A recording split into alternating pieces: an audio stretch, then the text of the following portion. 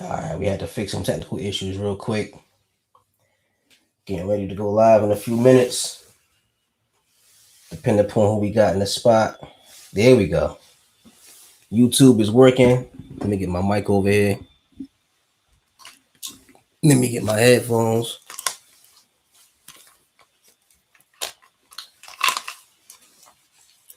All right, now we ready. Now we ready. All right, let's see who we got coming in. And if nobody comes in by the 7-minute mark, then I'm just gonna get busy regardless.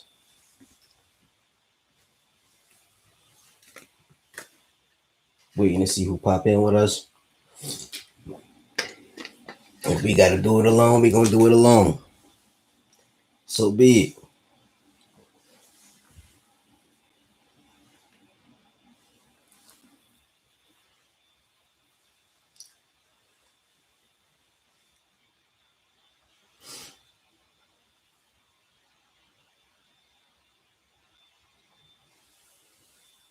Chilling. For anybody who is watching this, I have a book on the way.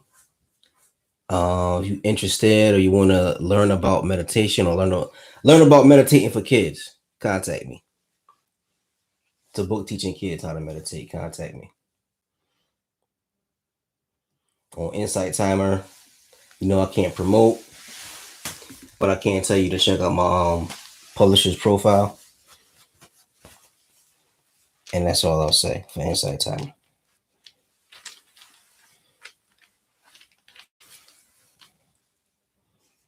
All right. I don't see nobody in the building yet. We're getting close to the 7-minute mark. Somebody just hop on in. Sharon, how you doing? All right. Jew, how you doing? Jew from Texas. Justin. Good evening, Justin. Justin, where you from? Because you said evening, like the sun was still up. Over here it's pitch black outside.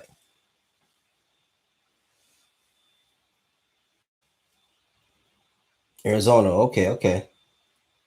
My mom is on vacation in Arizona. Tammy, you from Tennessee. How you doing? Glad to see you guys rolling in. Appreciate it. Raven from Las Vegas. My mom is in Vegas. Oh, Las Vegas is in Nevada. I say Arizona. Nikisha, how you doing? Glad to see everybody in. We're gonna wait till about a 7-minute mark, about 30 more seconds, and then we'll hop in, get started. I've been looking forward to doing this one for a little bit. This has been something that's been on my mind for a while. And it's been in my mind, stimulating, percolating, salivating in my subconscious mind long enough. I think I'm ready to deliver this one. We're at about the 7-minute mark now, so yeah, let's begin. First thing I want to say, peace and blessings to everybody. I hope you guys had a wonderful day. I hope you're having a wonderful night. I hope you realize that within you there is a being that is divine, and that divine being within you creates your reality. And I hope you are aware of that so you can create the reality that you want. I want you to know that that being is part of an all-pervasive force and energy that is larger than the universe itself. It is infinite in abundance, infinite in love, infinite in knowledge, wisdom, and understanding. And that being is connected, the external being is connected to you. What are we doing tonight? Tonight we're going to be discussing mirror theory. Mirror theory is a theory that I developed over the years. And I want to deliver it now because I think people need it now more than ever. So now that I've done my little introduction, I can get into the topic at hand. What is mirror theory? Well, imagine this. Imagine you had a magical mirror, right? This magical mirror allowed you to see everything that you create in the world around you. So if you look into the mirror and you say, I want love, peace, and happiness, the love, peace, and happiness will occur. You'll see it all around you. If you look into the mirror and say you want joy and infinite bliss, that will appear in the mirror, and it'll appear in the world around you. right? But if you said, I want anger and destruction and death, and I want blame and I want guilt, the mirror is going to create that as well. And the interesting thing about this magic mirror is the fact that you're not just creating your reality, but you're pulling yourself out of your view of reality, meaning that everything you create, you can see what you create, but you can't see yourself in this magic mirror. You can't see yourself there. So you're unaware of the fact that you are actually creating these things. You're creating these situations, creating these times, creating these mistakes, creating these accidents, creating these blessings. You're creating all of this, but you're completely unaware of it, because the curse of this magic mirror is the fact that unless you are aware of how it works, you never see yourself in this magic mirror. You've created a reality all around you, but with no real idea that you are the creator of it. You think of yourself as a powerless, hatless, feckless aspect of the reality, a piece of the reality, a piece of the puzzle, but we always reflect the power onto something else. We always reflect the power onto someone else. So we never see our own role. I hear myself popping a little bit in this mic. Let me turn this mic down. It's a touch. You never see your own role in creating the reality around you. So typically what happens is that we end up doing things internally that affect how we act externally, and that creates the reality around us, and we are totally unaware. And because we are unaware, what do? We constantly want to blame everyone else. We blame everybody else for the realities that we create and that we allow. It's not my fault, it's my mother.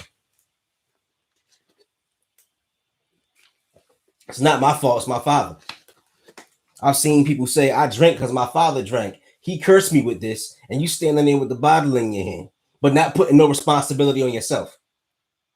The reason why my family is falling apart because my mother's family fell apart.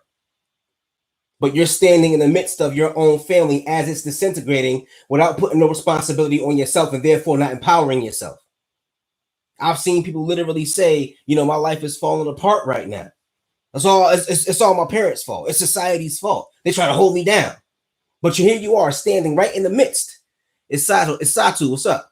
You're standing here right in the midst of the situation and not even including yourself in this as a creator of the situation.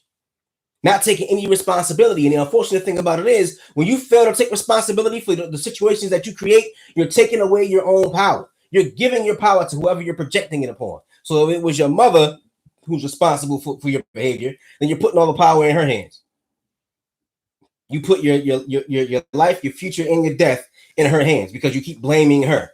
You blaming your ex-boyfriend, blaming your ex-girlfriend, blaming your baby daddy, blaming your baby mama, blaming the government, blaming society. And you're disempowering yourself every time you do that. By putting all the power in somebody else's hand, you put the blame in their hand, but you put the power in their hand. And as we do this in various ways.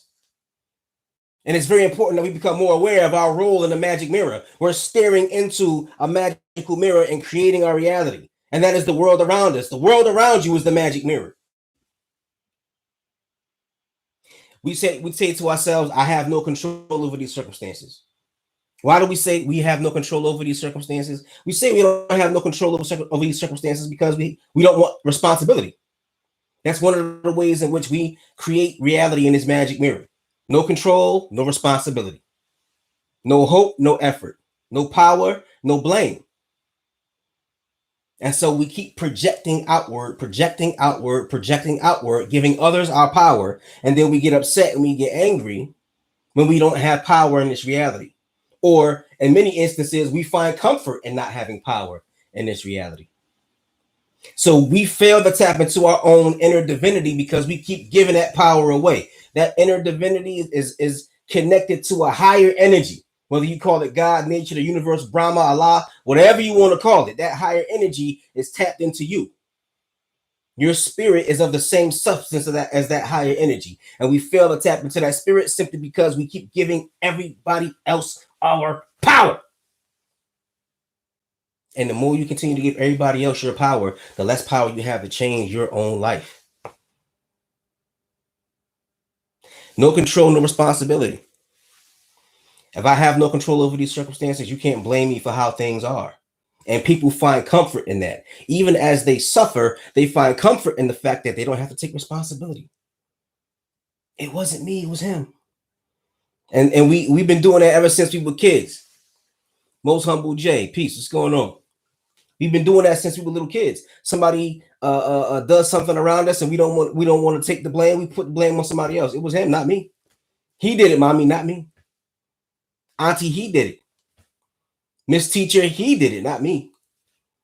So we're continuously, ever since we were children, we learned to put the blame on other people, and unfortunately, we carry that into our adult lives and fail repeatedly. We fail repeatedly to take our power back. Even in relationships, that relationship fell apart. I didn't have no control over that. It was on them. That's not my responsibility. But how could you be in a relationship and not have no responsibility? At least some responsibility over it. That's one of my rules for testing reality. You need rules to test reality. That's one of my rules to test reality. When I ask somebody whose fault it was, if they put the blame on the other person without pointing out anything they did wrong, they're lying. 9 times out of 10, they're lying. Now, there are some people who have been in horrible situations where they were manipulated, there was really abuse. I'm not speaking about that. Most of us haven't gone through those situations. Most of us are just human beings struggling to maintain and sustain realistic and viable relationships. But we don't, because we give our power away, because we don't want responsibility. And a relationship requires responsibility. Happiness requires taking responsibility. Joy, peace, success, financial empowerment, all of it requires for us to take responsibility, because you can't do any of those things and achieve any of those things without power. So we give away our power because we don't want the responsibility of taking the blame. It's an ego thing. Because if you're in a relationship, the relationship don't work. If you took a look at your role in the relationship and the reasons why the relationship deteriorated, you might find that you might find imperfections. Now, a normal, sane, healthy person knows that they're not perfect. But some people really honestly have a hard time admitting that to themselves. And if you're not perfect, that means you share some of the blame of the relationship. But some people will rather just deny their own power and deny that they're imperfect. Just like in the beginning of the Bible, book of Genesis, Adam and Eve lied to God because they couldn't say, God, we ain't perfect no more. They couldn't say we ate from the tree of the fruit from the tree of knowledge and we ain't perfect no more. They had to lie to God. Imagine that. They had to lie to their own inner being, because the book of Genesis is all spiritual metaphor. They wasn't talking about no spook. They was talking about the God within. They had to lie to the God within because they started thinking and going against the laws and principles of nature. So we going against the laws and principles of nature, and we developing our own knowledge. Oh, we got to start lying to ourselves. Oh, look, I'm naked. Ah! Eve looked at herself. Oh my God, look at me. Oh my God, I'm a mess. You see women putting all this makeup on. They got to lie to themselves. You putting all this makeup on your face trying to make yourself look like somebody. You're lying to yourself. You can't look at you have to lie to the being within yourself, because you got to convince yourself you're perfect. You're lying to your inner being and giving away your power. You're giving away your power and lying to your own inner being, because you can't look at yourself. That's deep. That must have came from the ancestors. That's not even in my notes. That came from the ancestors right there.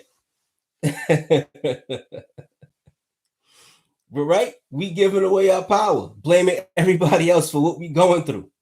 Blaming everybody else for what we going through, because we would rather give up our power than to have to look at ourselves.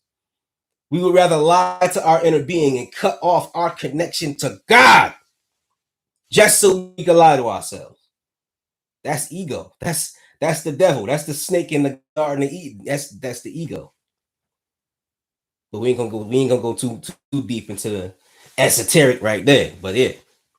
So the next way we happen to distort our reality when we look into the mirror for mirror theory. No hope, no effort. No hope, no effort. What does that mean? That means that if a situation is beyond your control, there's no hope. We give up hope because we want to give up effort. That's inevitable. That's inevitable. When you're in a situation where you give up all your hope because there's no control, you give up all responsibility. That means you're going to give up effort. You're not going to work for something you ain't responsible for. So if you convince yourself your relationship, you're not responsible for the deterioration of the relationship, it's easy to say, well, there's nothing I can do, so I don't have to work for it no more.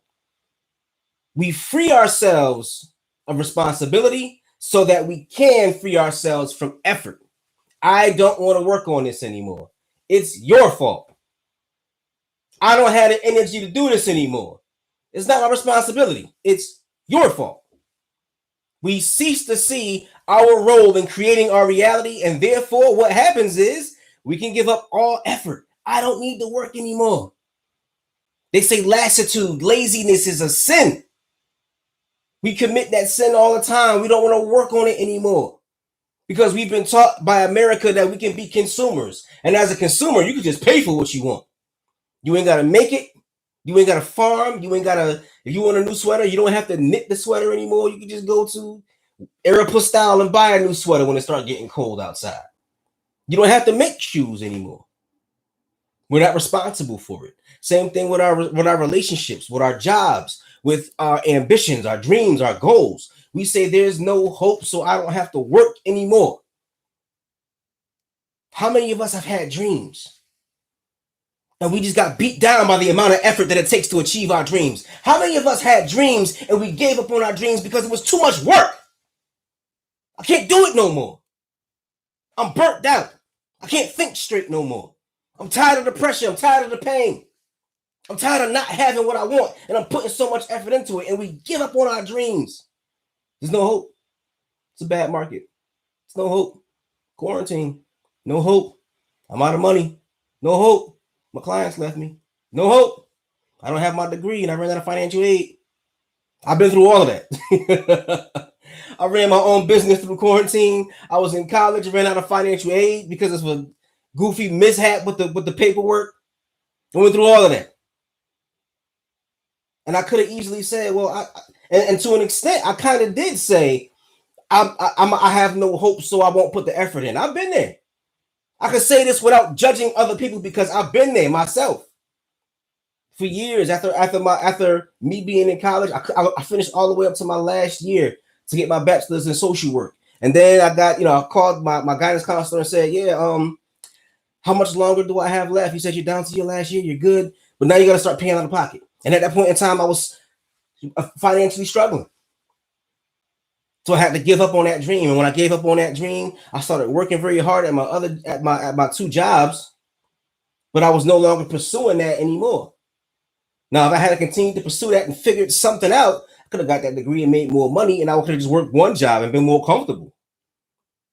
But once again, no hope, no effort. I didn't put effort into trying to go back to college. I didn't put no effort into looking up what kind of grants I could get. I didn't put no effort into saying, look, I have great grades. Can somebody help me out? Is there a program? Is there something? Is there somewhere I could? I didn't do that because I said there's no hope, no effort. I'm done. And luckily for me, that didn't last forever. I started taking my energy and putting it into trying to run my own business. But then quarantine hit. When my business first started off, I was surprised. It was like I was just snapping my fingers and meeting new clients. I was snapping my fingers and thousands of dollars was getting pulled out of thin air, it seemed like. And then quarantine hit. And right before quarantine hit, my wife and I separated. So I got hit with a double whammy. Boom. No hope, no effort. But I still kept grinding though. This time I learned my lesson from the past. I still kept grinding, even though we couldn't go outside, even though I couldn't go to schools, because my business, I was trying to get into schools to teach young kids meditation to help them with behavior issues. But I still kept grinding. I'll figure something out. I'll do virtual classes for the students. These students are doing distance learning. Fine. I'll do some distance meditation. Then I wanted to record guided meditations. This time I learned there's always hope. There's always hope as long as I put the effort in. Hope dies when my effort dies, not the other way around. We think when hope dies, then our effort dies. No, it's the other way around. Hope dies when your effort stops. As soon as you stop, hope is dead. Not hope is dead, therefore I stop. No, it's when I stop, hope is dead. That's what I had to learn. That's why I kept grinding. I kept moving. And now I'm in a better position. Some good things are happening. Great things are on their way. Great things are on their way. Change like that old Sam Cooke song. No change gonna come. Oh, yes, it will. For anybody who used to follow me in my old live streams back in the day, y'all know I can't sing but love singing. Just for the record. All right. So now there's another way that we distort our reality when we look upon the magic mirror. It's no power, no blame. I don't have the power to get that done. There's nothing I can do. Can't blame me. It's out of my control. And sometimes in life, that's true. If you are trying to accomplish something and you get hit with a quarantine like we did, some of the things that we want to accomplish might get slowed down. There might be a typhoon. There might be a monsoon. There might be a tsunami. It's amazing how many words we got for destructive weather patterns, but that's a different topic. So sometimes you're right. You might not have power over circumstances, but you have power over what you do. You have power over what you want to accomplish. Regardless of what, as long as you're alive, you can still continue to put the work in and not give up. It's not that we're trying to put blame on anybody, but your life, your reality is your responsibility. We give up responsibility, we give up effort. If we give up effort, we give up blame. You can't blame me. There's nothing I can do. What if we do blame you? What if there's something you can do and you're just not doing it because you're afraid? Can I put blame on you then? Because as long as you draw breath, you have the being within you. You can accomplish and achieve anything you want. People come to America, come from third world countries with nickels in their pocket and end up becoming college graduates and millionaires. You mean to tell me one hurdle is going to stop you from achieving your dream? How many of us gave up on our dream because we thought we didn't have the power? We didn't have the power, so now I can safely say, well, you can't blame me for stopping. I didn't have the power. That's what a lot of this is about. A lot of this is about trying to project our power onto other people because we can't believe we're responsible for our own lives. But also a lot of it is about being safe. How can I get away with telling everybody that I'm going to quit? That's really what it is. It's a prolonged strategy of telling people how I'm going to quit. I didn't have the power. Sorry. There was no hope. Sorry. I didn't have any control. Sorry. Right? We're trying to find socially acceptable ways to say, I'm about to quit. If you're in a relationship, you got to find an acceptable way to say, I'm breaking up with you. You got a business and you got people who depend on you for the business. I used to be like a mentor for young men. And, when my business was taking a big hit, there was a moment where I felt like, man, I'm tired of doing this. I'm not really getting a lot of money out of it. But at the same time, I couldn't stop. I couldn't quit. These young men depended on me to an extent. For one of the young men, I was probably the only positive male role model he had around him. So I couldn't just quit. Even when the family was unable to pay me and the insurance wouldn't cover seeing me no more, I had to keep seeing him. Had to keep making them phone calls. I might not have had the time to see him face to face, but I kept making them phone calls. Hey, what's going on, little brother? All right, come on, we're going to discuss this. We're going to talk about this. Because at the same time, I still had the power. I still had the power to do something.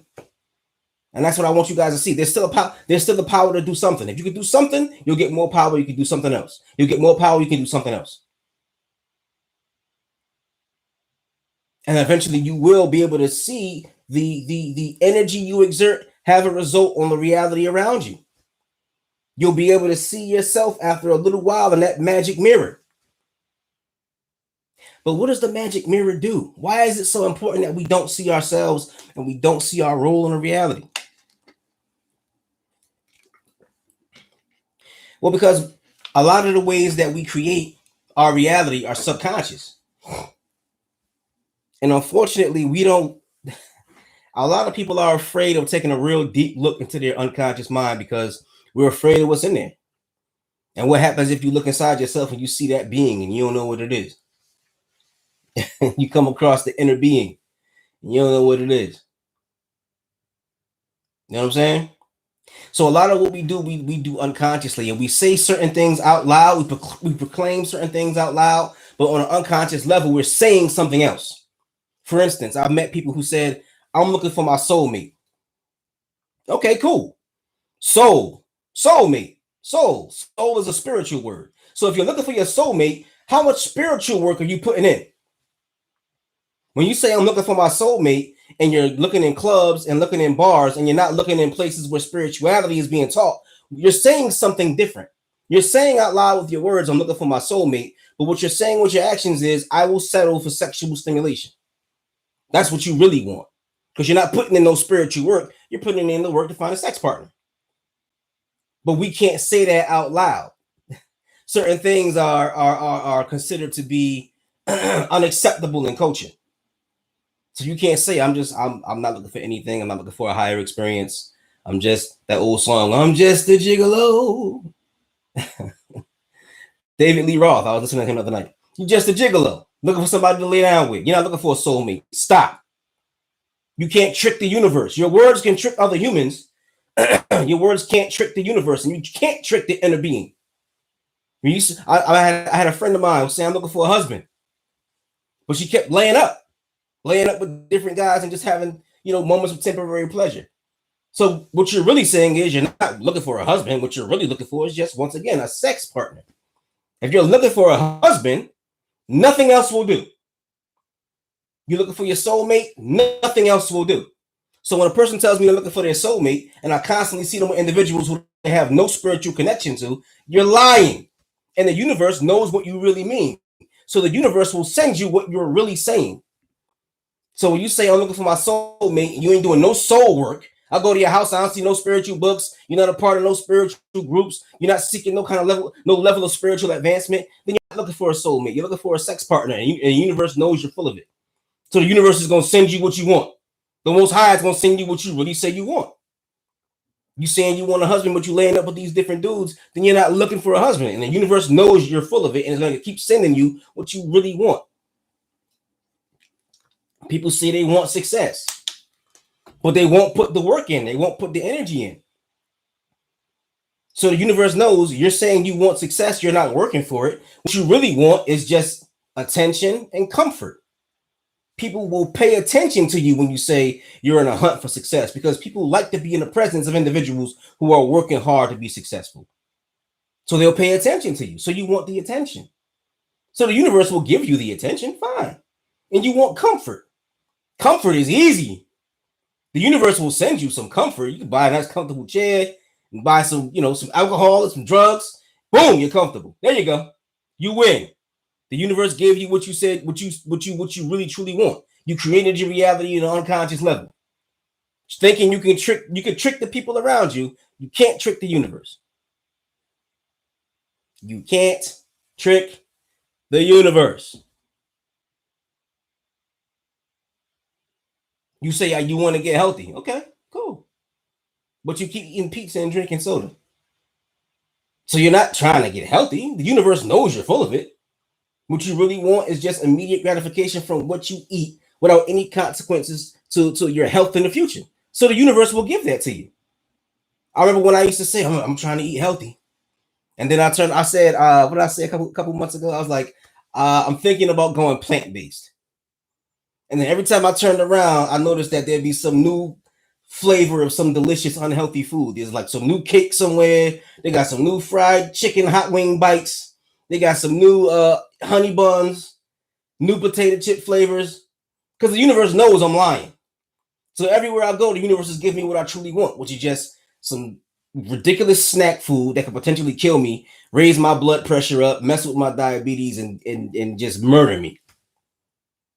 I'm saying one thing, but on an unconscious level, I'm communicating something different to the universe. And it's only when the conscious mind and unconscious mind can become connected can you really tap into the inner being and create your reality the way you want.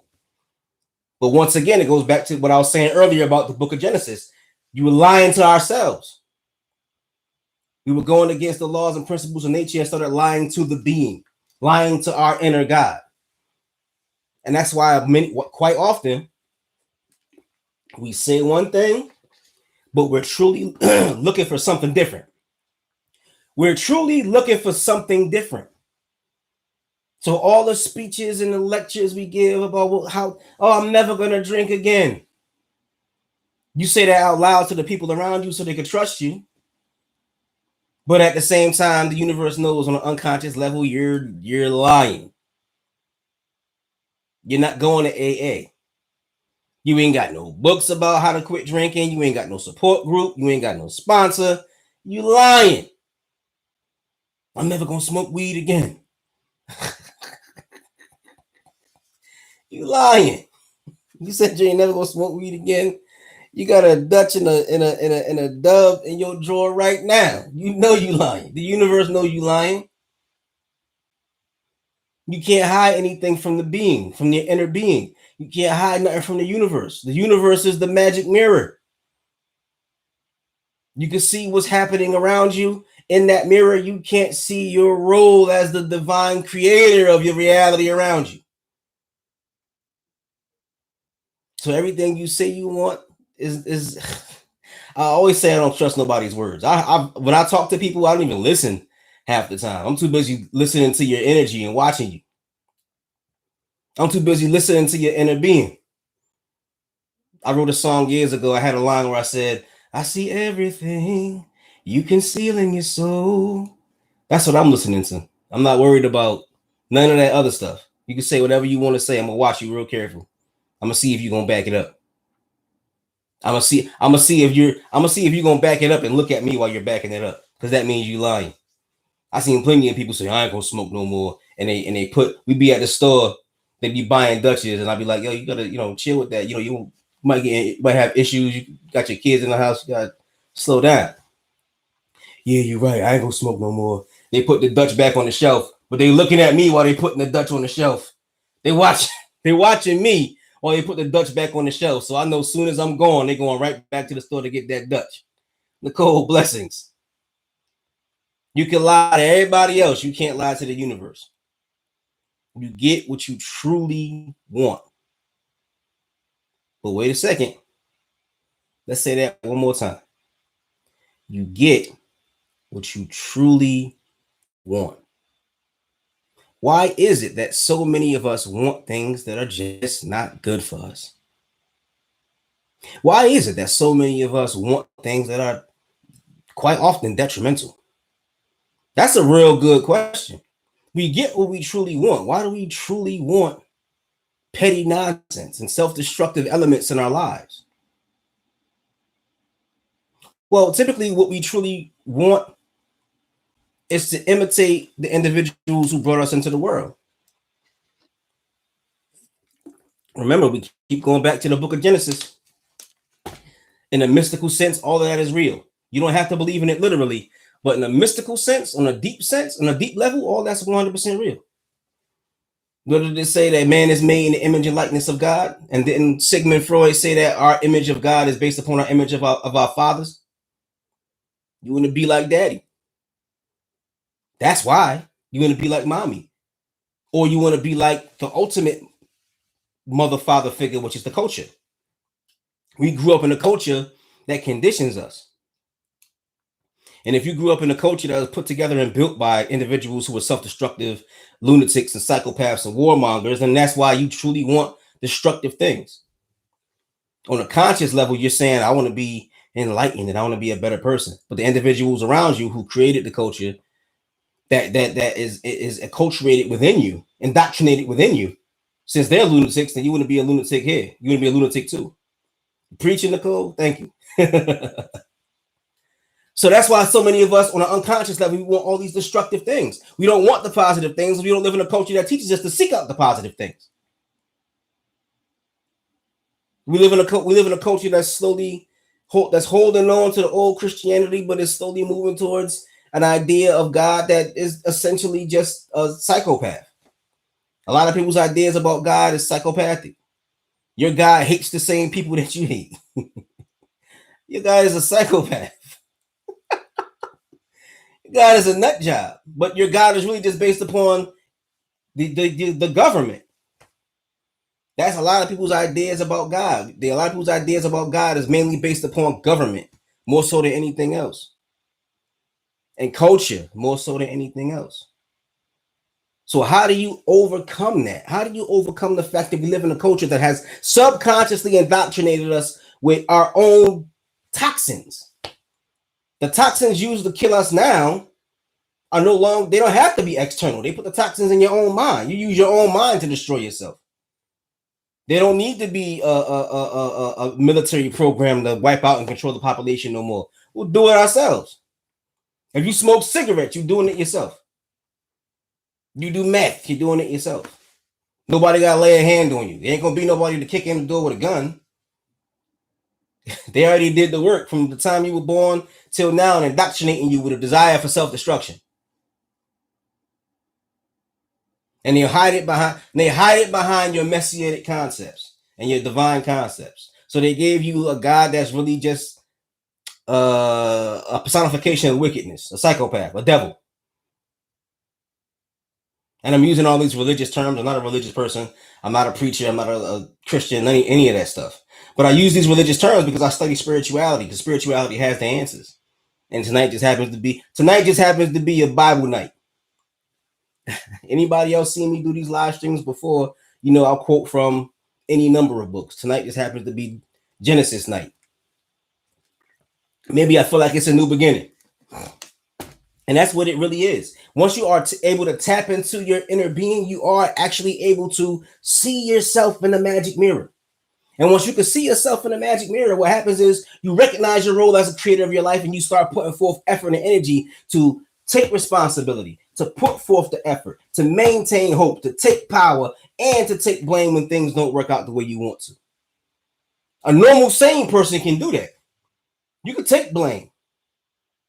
A lot of individuals don't want to take blame. They feel like it's a form of shame. No, taking blame for what you've done wrong, you shouldn't feel like that's a form of shame or shaming. That's necessary for you, for your life, your growth, and your empowerment. You got to. People will get on my nerves trying to avoid blame. It wasn't me, I ain't nothing.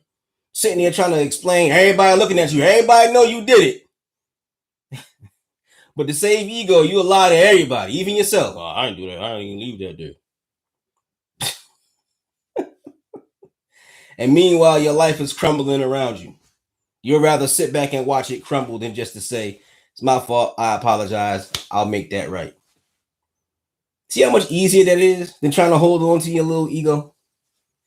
See how easier that is than trying to hold on to your ego and protect your ego from blame? I'd rather just take the blame. Oh, man, that was my fault. Sorry about that, y'all. I ain't gonna do that no more. I got you. How much that cost to fix? Give them some money, a little bit of money to fix it, and you good to go. You ain't destroying no friendship. You ain't destroying no relationship. You ain't destroying nobody's trust in you. As a matter of fact, you built their trust in you. Now you're more powerful in your own circle. Now you can move forward and achieve even more. Oh, my goodness. Blame is a wonderful thing. If you're not an overly sensitive narcissist. If you're an overly sensitive narcissist, you don't want no blame. Everything got to be somebody else's fault. Everything got to be somebody else's fault. You looking for a soulmate? Do the spiritual work. Do the soul work. You looking for success? Do the work. Put in the grind. Take responsibility when things go wrong. Because by taking blame and taking responsibility, you're taking power. By saying, oops, that's my fault. I'll take responsibility for that. You're taking over the situation. As soon as those words come out your mouth, my bad, that was my fault. I did that. Now you're taking control of the situation as opposed to trying to run and hide from it like a chump. Empower yourself. These things, in our culture, we taught that these things take away our power because, once again, we want to be like daddy. Who's the daddy? Our weak God concept and our government. And we see our government doing these things. It wasn't my fault. It was Senator Bailey. It wasn't my fault. It was Donald Trump. As long as you got somebody else to blame, these people remain in power, or they think they remain in power. You take more power by saying it was my fault. I did it. I'm sorry. We'll work together to fix this. I don't even vote because I don't even trust these dudes. I'll vote in a minute if I see one of them do that. I don't care who it is. I don't believe in these labels anyway. I don't believe in Democrat, liberal. I don't believe in none of that stuff. You just a person. I judge you by your actions, not by your labels. I don't care if you call yourself a progressive or a liberal and you doing racist stuff. I mean, no difference to me. I don't care if you call yourself a conservative, you just a good person minding your business. Makes no difference to me. I see you as a person. Your label means nothing to me. And the quality of your character. That's all that matters. So, 40, we at the 43-minute mark. And I said this would be about 45 minutes long. So let me get ready to wrap up. As I mentioned earlier, Insight Timer has rules about promoting, so I can't promote certain things. I did thank you guys that were giving donations for donating to my cause, which was getting some money together to self-publish a book. I thanked you because the book is coming. I cannot say more than that because Insight Timer has rules and regulations. But I can say if you want more information, you can look at my my publisher profile in a couple of days. Look at that website and you'll get more information. And once again, I can't promote, but I did speak to somebody who said that I can at least do that. So just check out my publisher profile, have a look at that. And it's getting to be about 45 minutes in. So let me just say to everybody, peace and blessings. Thank you for coming to share this evening with me. This was fun. This was really fun. Sharon, thank you. I appreciate that. Randy, you can listen to another hour. Well, I'm trying to figure out some kind of a way where I could do more of these every week. Usually one night a week works for me because usually I have my kids in the evenings or, I worked from 9 to 5. I never had a 9 to 5. All my job schedules were like 7 to 3 or something like that, or 6 to 2, which I don't mind that at all. But the 9 to 5 for some reason is killing me. But yeah, if I could figure out some kind of way to do more of these throughout the week, or even like on the weekend, I'll do like a meditation or something. Maybe I can do that for you guys, but it'll have to be like during the day. But anyway, peace and blessings to all of y'all. I love all of y'all. I'm so glad y'all hung out with me tonight, and I will see y'all next week Wednesday for sure. All right, peace.